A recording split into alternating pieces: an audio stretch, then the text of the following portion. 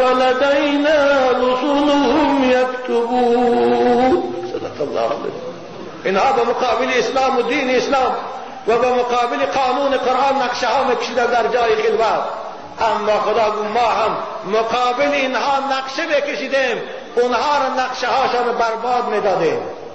اینها در پس درهای پوشیده مصلحت میکردن، مشورت میکردن برای من کردن اذان، برای من کردن دعوت، برای من کردن تویهای اسلامی نقشه میکشیدن، برای من کردن بچه ها از مسجد نقشه میکشیدن. خیال میکردن که نقشه ما را کسی نمیداند. ام یحسبون انا لا نسمع سرهم و نجواهم.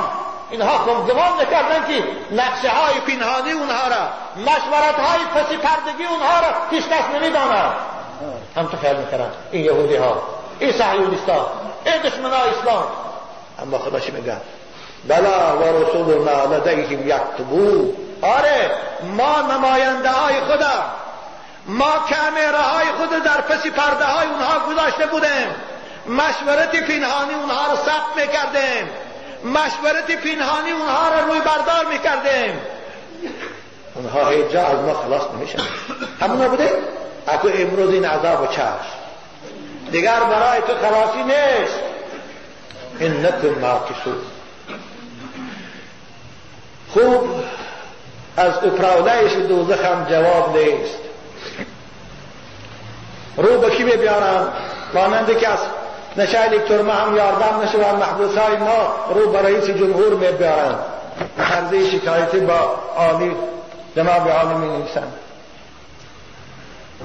دوزخی ها هم وقتی که از مفتش های دوزخ یاردم نیست، از افراولایش دوزخ هم یاردم نیست، فریادرس نیست، ثانی بر رو به پروردگار می آوردن، به داد و فریادشان به خداوند که کردیم. از همه جا که آنها امید میشوند. قرآن چی میگه؟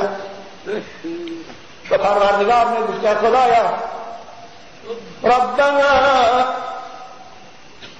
قالوا ربنا غلبت علينا شقوتنا وكنا قوما